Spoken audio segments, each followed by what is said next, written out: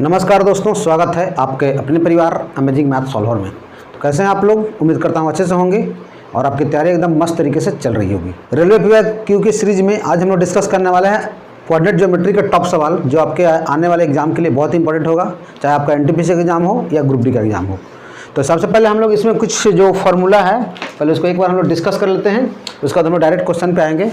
तो देखिए, इस फार्मूला जितना भी है सबसे पहले इसका स्क्रीनशॉट ले लीजिए, उसके बाद हम लोग बारी बारी से फार्मूला को डिस्कस कर लेते हैं। देखिए, पहला जो फार्मूला आता है कोऑर्डिनेट ज्योमेट्री में, डिस्टेंस फार्मूला। डिस्टेंस फार्मूला क्या होता है? 2 पॉइंट दिया हुआ रहता है, ठीक है। एक बार देख लेते हैं थोड़ा सा संक्षेप में, ठीक है, समराइज कर देते हैं फार्मूला को, उसका हम लोग क्वेश्चन पे आ जाएंगे। देखिए, डिस्टेंस फार्मूला में क्या होता है? 2 पॉइंट दिया हुआ रहता है। 2 पॉइंट का कोऑर्डिनेट कितना है? x1 y1 है, यहाँ पे क्या है? x2 y2 है, ठीक है।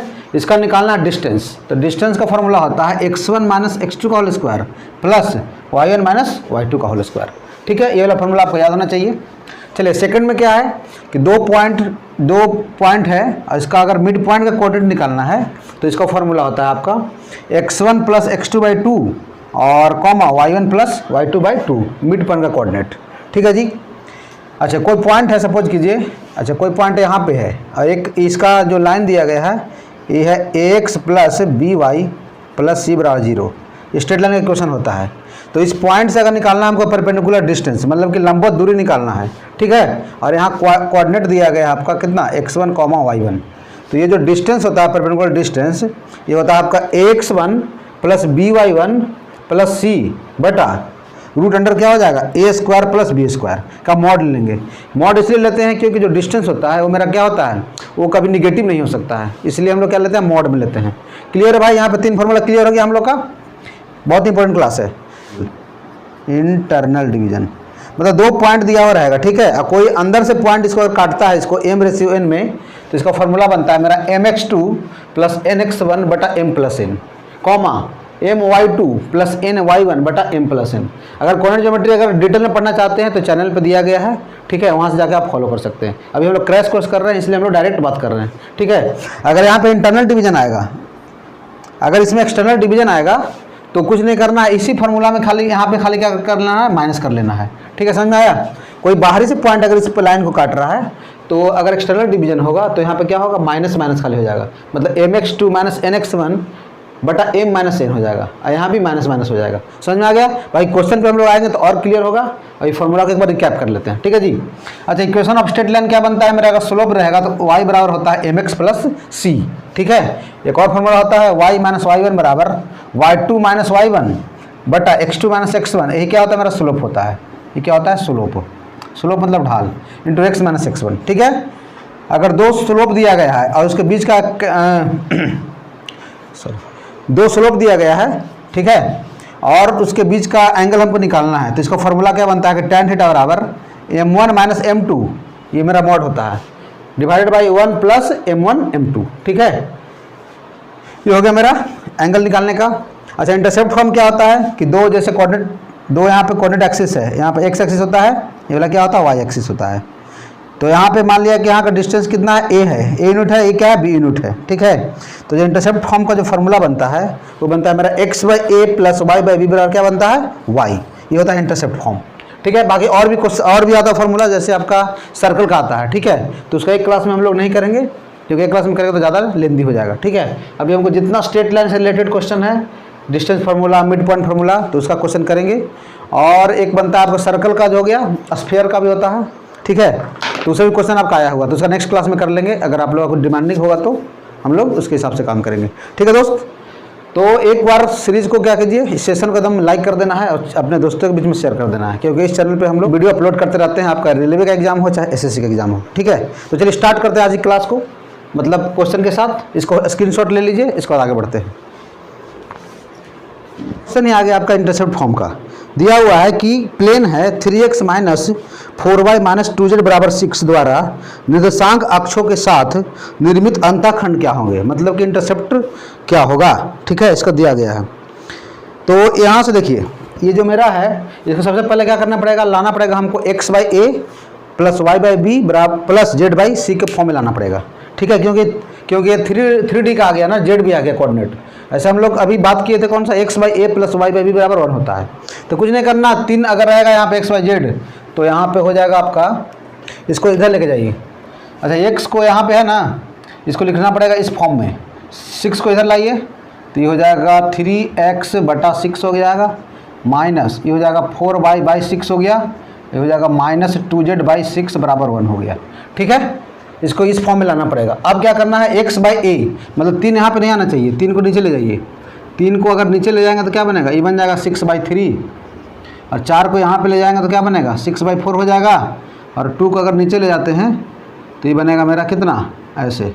ठीक है जी, क्योंकि हमको क्या चाहिए, x/a, y/b और z/c चाहिए। तब यहाँ से काट लेते हैं, ये हो जाएगा 3 दूनी 6, यहाँ पर 2 कर दें, ये हो जाएगा आपका 3/2 ना, तो इसको 3/2 यहाँ पर लिख देते हैं। सबको समझ में आ रहा है भाई ना, कोई दिक्कत नहीं ना है। और ये हो जाएगा 3, तो यहाँ पे 3 कर देते हैं। ठीक है, अब जो ये जो मेरा फॉर्मेट बनेगा, ये क्या बनता है, ये बनता है x एक्सिस पर जो भी कट करता है, जैसे यहाँ पे जो मेरा था अभी क्या था बताए थे कि यहाँ पे ये होता है a होता है, ये होता है। x एक्सिस पे जो कट करता है उसको a, जो y एक्सिस पे कट करता है तो क्या बोलते हैं b। ठीक है, और एक और लाइन है, अगर ट्रिपल जेड रहेगा, एक और एक्सिस रहेगा जेड एक्सिस, तो होता है जेड एक्सिस पे होता है। ठीक है जी, तो यहाँ से जो a का वैल्यू आ जाएगा कितना आ जाएगा, ये हो जाएगा 2, और b का वैल्यू आ जाएगा क्या है, ये माइनस को यहाँ पे लाना पड़ेगा क्योंकि प्लस में होता है। ठीक है, तो ये हो जाएगा आपका -3/2। बहुत बेहतरीन क्वेश्चन है, और इसको लाने का तो ये यहाँ आ जाएगा, मतलब कि जेड बड़ा कितना हो जाएगा, सी बड़ा कितना हो जाएगा, ये आ जाएगा -3। ठीक है, तो a बड़ा 2 हो गया, b बड़ा -3/2 और c बड़ा क्या हो जाएगा -3 हो जाएगा। इसका मेरा कोऑर्डिनेट एक्सिस निकल जाएगा। ठीक है जी, निर्मित अतःखंड। आंसर कौन सा हो गया मेरा, 2 हो गया, फिर हो जाएगा -3/2 एंड हो जाएगा -3। ठीक है, समझ में आया सबको, आया भाई, सबको समझ में आया, कोई दिक्कत नहीं है। x/a + y/b + z/c बराबर 1, और जो भी रहेगा a का वैल्यू हो जाएगा, b का वैल्यू क्या हो जाएगा, c का वैल्यू हो जाएगा। यही हमको पूछ रहा था, एनटीपी से का हुआ सवाल है भाई, बहुत इंपॉर्टेंट सवाल है, इसको अच्छे से कीजिए। ठीक है, पूछने का ज़्यादा चांस बनता है। तो बढ़ते हैं, नेक्स्ट क्वेश्चन है आपका इंटरनल डिवीजन का सवाल है। क्वेश्चन है कि उस बिंदु का निर्देशांक ज्ञात कीजिए जो बिंदु 2, 4 और 7, 9 को जोड़ने वाली रेखा को आंतरिक रूप से 1:2 के अनुपात में विभाजित करेगा। तो 2 पॉइंट दिया है, सेकंड क्वेश्चन है आपका, 2 पॉइंट है आपका, कौन कितना, ये है आपका 2,4 और ये है आपका 7,9। ठीक है, और यहाँ पे कोई पॉइंट P है। ठीक है, इसको निकालना है हमको, कितना रेशियो में कर रहा है, 1:2 में, तो इसका निकालना है कोऑर्डिनेट। ठीक है, तो ये मैंने फार्मूला डिस्कस किया था, क्या किया था भाई बताइए, इसको बनाइए। चलो भाई सभी लोग ट्राई करो इसको। यहाँ पे क्या हो जाएगा, ये हो जाएगा मेरा x1 y1। ठीक है, ये क्या होता है, ये होता है मेरा x2, y2 होता है। और P पॉइंट का जो कोऑर्डिनेट निकालते हैं यहाँ से x बड़ा क्या हो जाएगा, ये हो जाएगा, ये होता है मेरा m, ये क्या होता है, ये होता है n। ठीक है, तो होता है फार्मूला क्या, mx2 + nx1, यहाँ पे लिख भी देते हैं, ये हो जाएगा mx2 + nx1 बटा m + n। ठीक है, अच्छा y कोऑर्डिनेट यहाँ से क्या निकालेंगे, ये हो जाएगा my2, अगर इंटरनल है तो प्लस, एक्सटर्नल है तो क्या हो जाएगा, माइनस हो जाएगा, तो ये हो जाएगा m + n। ये होता है फार्मूला, इसमें वैल्यू पुट कीजिए, निकल जाएगा वैल्यू। और क्या, देखिए m का वैल्यू कितना 1 है, x2 कितना 7, तो 1 × 7 कितना हो जाएगा, 7 हो जाएगा। n का वैल्यू कितना है 2, और x1 का वैल्यू कितना है 2, 2 2 जा 4 हो जाएगा, बटा m + n, मतलब कितना हो जाएगा 7 4 11/3 आ गया ना। तो देखते हैं ऑप्शन से अगर कुछ बात बनेगा तो हम लोग बात बना लेंगे। देखिए 11/3 x, जो मेरा x का वैल्यू है एक ही ऑप्शन में आ रहा है 11/3, तो फिर y का निकालने की जरूरत है नहीं। ठीक है, उसको निकाल कर वो टाइम क्यों वेस्ट करेंगे। तो मेरा जो आंसर आ जाएगा कितना आ जाएगा जी, 11/3, 17/3 मेरा क्या हो जाएगा, राइट आंसर हो जाएगा। ठीक है, समझ में आ गया कैसे टाइम सेव करना है। यहाँ पे जब हमको पहला ऑप्शन मिल गया तो हम आगे क्यों चेक करेंगे। क्लियर है भाई, चलिए क्लियर है। तो लाइक और शेयर में कोई कंजूसी नहीं होना चाहिए। ठीक है, क्योंकि हम लोग इस चैनल पे खोज के क्वेश्चन लाते हैं ना, एग्जाम ओरिएंटेड क्वेश्चन। ठीक है, एक पैरेललोग्राम दिया गया है जिसमें PQRS में P का कोऑर्डिनेट है -1, -1, Q बराबर 8 0 है, और R का जो कोऑर्डिनेट है 7 5 है। तो S का कोऑर्डिनेट निकालना है। देखिए एक पैरेललोग्राम दिया गया है, एक पैरेललोग्राम है, एनटीपी से कहा सवाल है भाई। देखिए यहाँ पे P, यहाँ पे Q है, यहाँ पे R है, यहाँ पे क्या है, S है। अच्छा P का कोऑर्डिनेट कितना कितना है, ये है -1 हो गया, Q का हो जाएगा 8, 0, और R का कितना है 7, 5, और यहाँ S का निकालना है तो इसको मान लेते हैं कि X और Y हो जाएगा। मान लें इसको। अब यहाँ पे देखिए पैरेललोग्राम में प्रॉपर्टी क्या होता है, पैरेललोग्राम का प्रॉपर्टी होता है कि अगर इसका जो डायगोनल्स होता है, इसका जो डायगोनल्स होता है वो क्या होता है भाई, इसको बाइसेक्ट करता है। मतलब कि ये जो हो जाएगा इसके बराबर हो जाएगा और यहाँ से यहाँ क्या हो जाएगा, ये हो जाएगा इसके बराबर। ठीक है, पैरेललोग्राम में दोनों पैरेलल हो गया, इक्वल होता है, और ये दोनों पैरेलल हो जाता है और क्या होता है, इक्वल होता है। तो दोनों का जो इंटरसेक्शन पॉइंट आएगा क्या है, वो एक ही पॉइंट होगा यहाँ पे। ठीक है, यहाँ पे कट करेगा दोनों।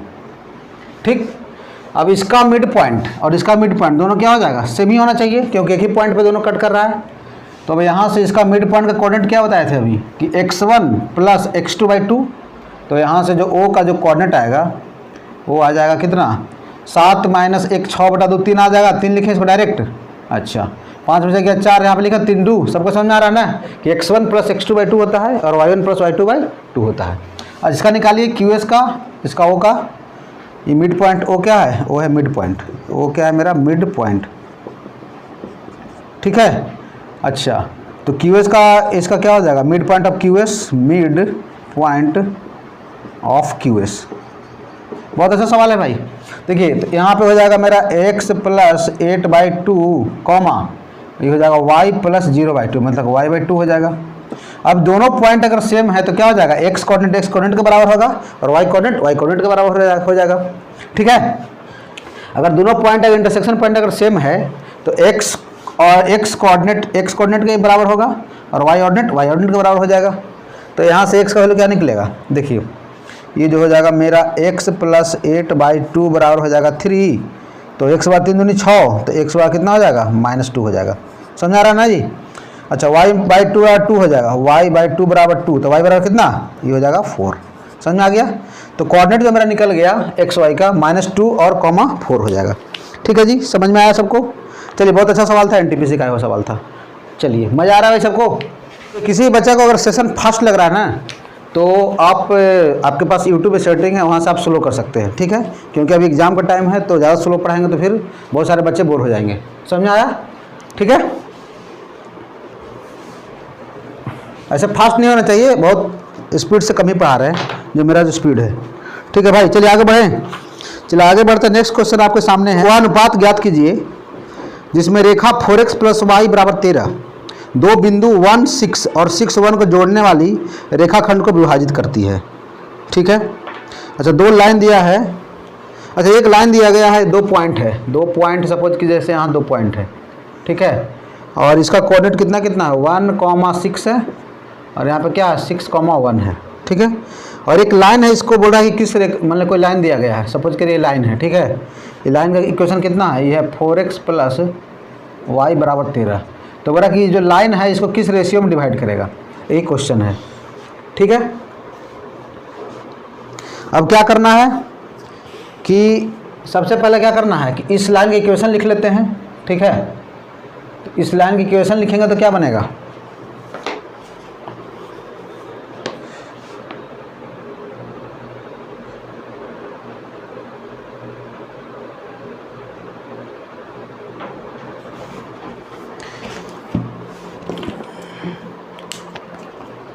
सबसे पहले क्या करना है कि इस पहले जो 2 पॉइंट दिया गया है इसको पॉइंट को मिलाने वाले जो लाइन है उसका इक्वेशन लिखना पड़ेगा।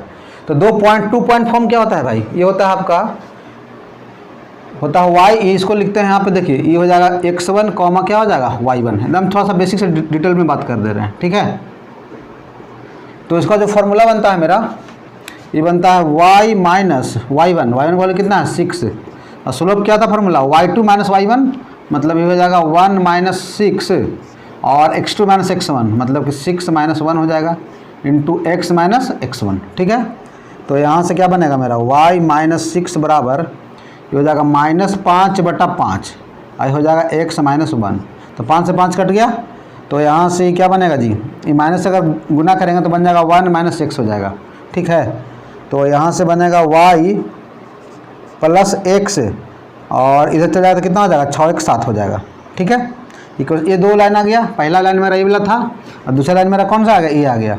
और दोनों को सॉल्व करेंगे तो मेरा इंटरसेक्शन पॉइंट निकल जाएगा ये वाला।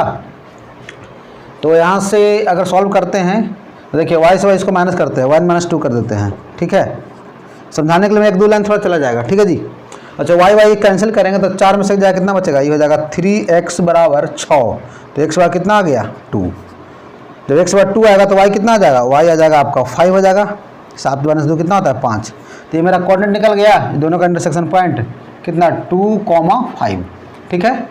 अब हमको निकालना है कि जो रेशियो है किस रेशियो में डिवाइड करता है, तब यहाँ से निकालिए। बहुत अच्छा सवाल है भाई, इसको मान लेते हैं k/1 में डिवाइड कर रहा है, ठीक है। तो फार्मूला लगाइए। फार्मूला अगर लगाते हैं तो यहाँ से x कोऑर्डिनेट किसे निकलेगा, अगर यहाँ मानते हैं कोई p पॉइंट है, ठीक है। p पॉइंट का मिल चुका है कितना 2,5, तो यहाँ से निकलेगा मेरा जो 2 बराबर क्या हो जाएगा, 2 बराबर जो होगा, चलिए सबको समझ में आ रहा है ना, कोई दिक्कत नहीं ना भाई किसी को। बहुत बेहतरीन क्वेश्चन है। अच्छा यहाँ पे x कोऑर्डिनेट जो होता है मेरा, ये कितना होता है भाई mx2, तो m कितना है k है, तो ये हो जाएगा k × 1। यहाँ k बराबर क्या हो जाएगा, यहाँ पे क्या है xy है ना, तो x कोऑर्डिनेट क्या हो जाएगा mx2 + nx1 होता है ना, तो ये जाएगा k × 6 प्लस n का वैल्यू कितना 1 है, 1 × x1, ये भी 1 है बटा k + 1, ठीक है। अब यहाँ से निकालिए 2 बराबर k का वैल्यू निकल जाएगा तो मेरा काम बन जाएगा, ये हो जाएगा 6k + 1 बटा k + 1, ठीक है। अच्छा ये थोड़ा लंबा हो रहा है क्या। अच्छा y कोऑर्डिनेट देख लेगा, इसमें y कोऑर्डिनेट देखेंगे तो my2 5 बराबर क्या बनेगा देखते हैं। अच्छा 5 बराबर हो जाएगा my2, मतलब ये हो जाएगा k × 1 k प्लस 1 × 6 6 बटा k + 1। आखिर करना ही पड़ेगा, कोई उपाय नहीं है, ठीक है। छोड़िए हटाइए इसको।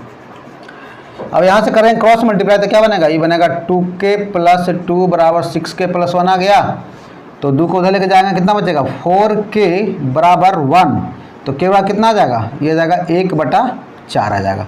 तो यहाँ से निकल गया मेरा रेशियो 1/4, सबको दिख रहा है ना भाई, यहाँ पर 1 है, तो यहाँ से करेंगे तो 1 रेशियो क्या हो जाएगा 1/4 में क्या करेगा डिवाइड कर देगा। बहुत ही बेहतरीन क्वेश्चन था, ठीक है, बेहतरीन अप्रोच के साथ, ठीक है। समझ में आया सबको, बहुत अच्छा क्वेश्चन था भाई, आरपीए का आया हुआ सवाल था, ठीक है। अगर पसंद आता है तो वीडियो को लाइक और शेयर में कंजूसी नहीं करना है, ठीक है। एनटीपीसी का कि एबीसी एक त्रिभुज दिया गया है, ठीक है, जिसके शीर्ष जो हैं क्रमशः ए दिया हुआ 0 0, बी a5 और c -5 है। यदि त्रिभुज ए पर समकोण हो तो ए का मान ज्ञात कीजिए।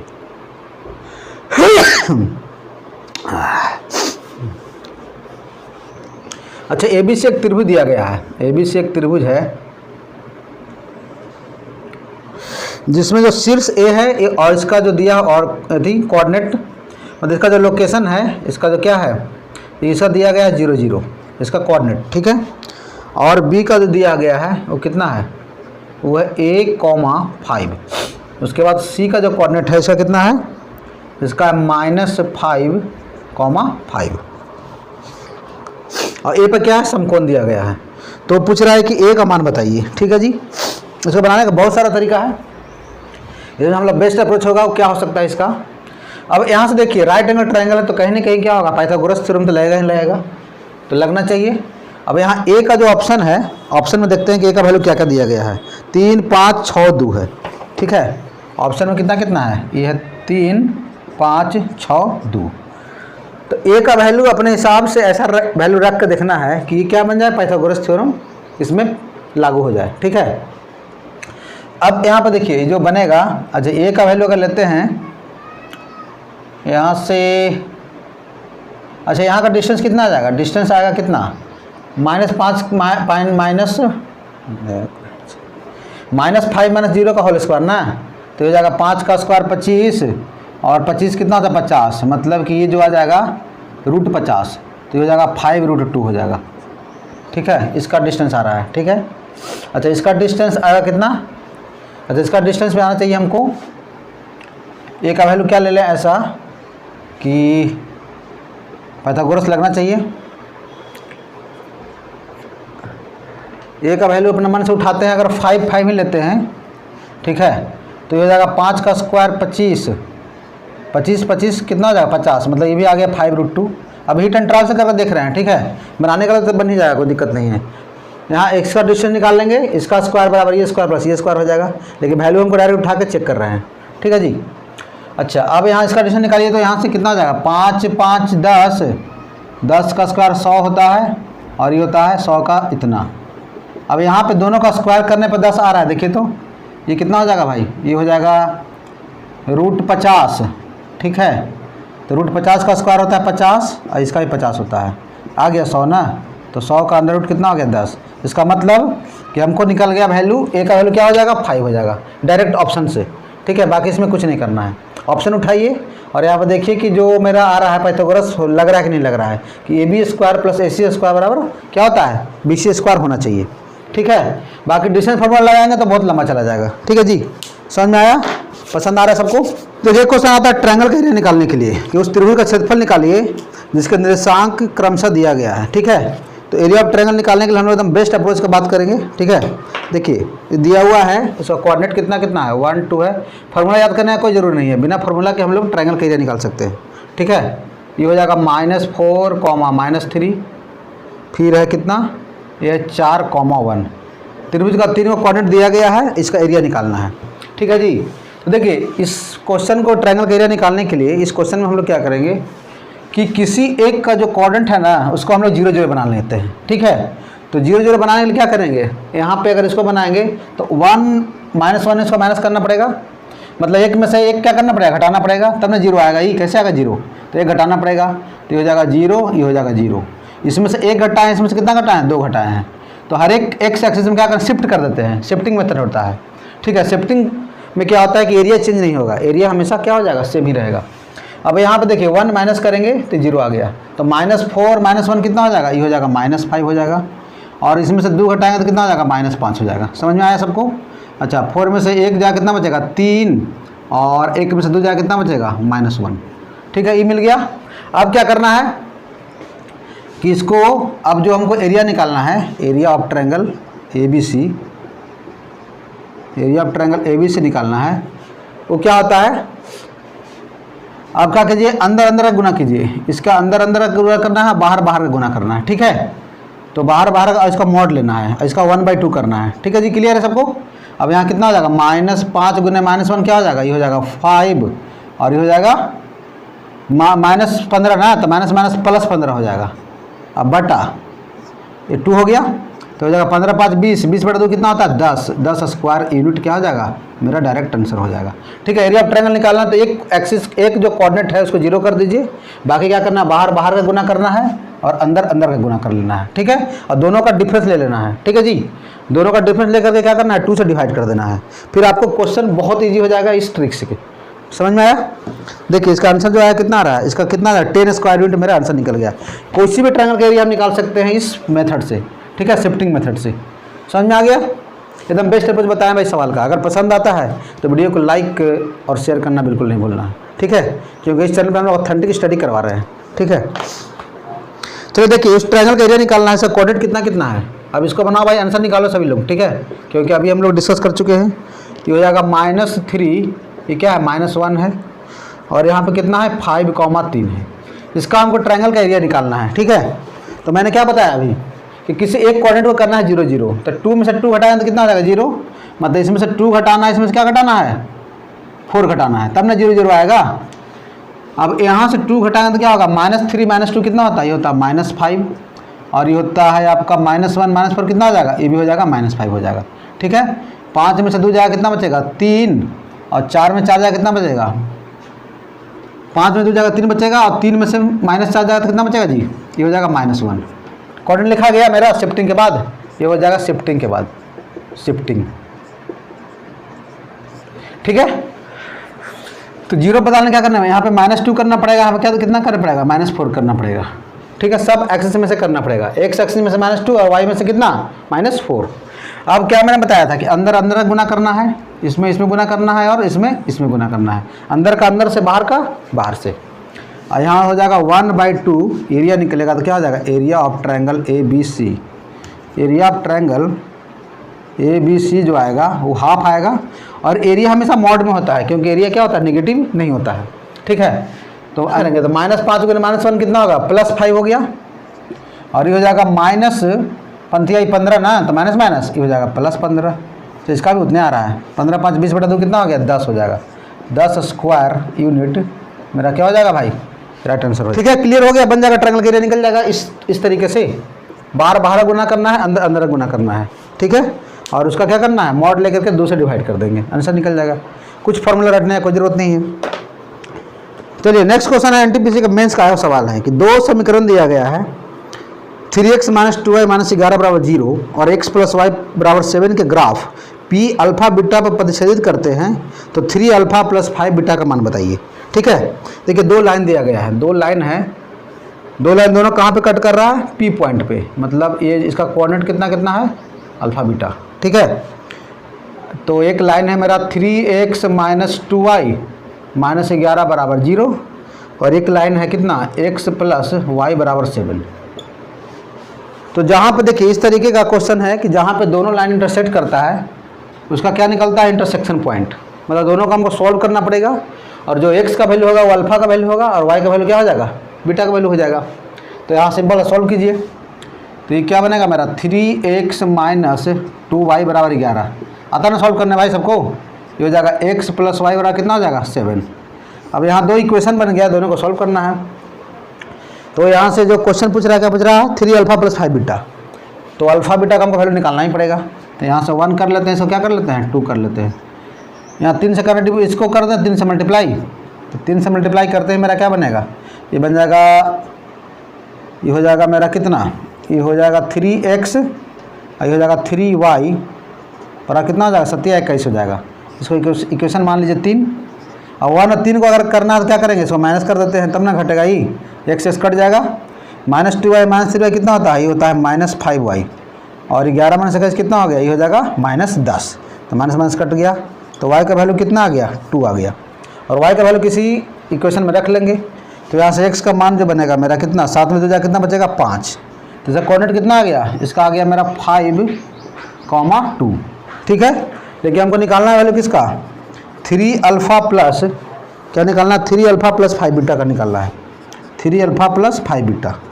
ठीक है, तो अल्फा का वैल्यू यहाँ पर कितना हो जाएगा, 5 और बीटा का वैल्यू कितना हो जाएगा, 2, तो हो जाएगा 3 × 5 = 15 + 5 × 2 = 10, तो कितना हो जाएगा 25 मेरा क्या हो जाएगा भाई, राइट आंसर हो जाएगा। समझ में आ रहा है सबको, कोई दिक्कत भाई, किसी कन्फ्यूजन कोई भाई को। देखा ये दिया गया है kx - 3y बराबर 6 बिंदु 3 2 से होकर गुजरती है, तो k का मान बताइए। क्या इक्वेशन है, kx - 3y बराबर 6 दिया गया है, इससे होकर के एक पॉइंट गुजरता है कितना, 3,2, इस लाइन से होकर गुजर रहा है, तो k का मान बताइए। जब भी इस पॉइंट इस लाइन से होकर क्रॉस करेगा तो इसका मतलब इसको सेटिस्फाई करेगा। तो x का वैल्यू लेना है 3 और y का वैल्यू क्या लेना है, 2, इसे पुट कीजिए, तो ये हो जाएगा कितना, ये हो जाएगा आपका 3k - 2 × 6 बराबर क्या हो जाएगा, 6 हो जाएगा। तो यहाँ से 3k बराबर क्या बनेगा, 6 × 6 = 12, तक k बराबर कितना हो जाएगा, 4 हो गया। ठीक है, सिंपल सा। अगर कोई पॉइंट किसी लाइन से क्रॉस करता है इसका मतलब कि क्या करता है, इसको सेटिस्फाई कर देगा, बात खत्म। तो आज के लिए हम इतना ही रखते हैं, जितना भी क्वेश्चन बन रहा था स्ट्रेट लाइन से रिलेटेड क्वेश्चन। एक इसमें टॉपिक बच गया आपका सर्कल का, ठीक है, तो उसको अगर आप लोग बोलिएगा तो हम लोग नेक्स्ट क्लास में इसको डिस्कस कर देंगे। मिलते हैं नेक्स्ट वीडियो में और भी टॉपिक के साथ, जब तक लिए जय हिंद, वंदे मातरम।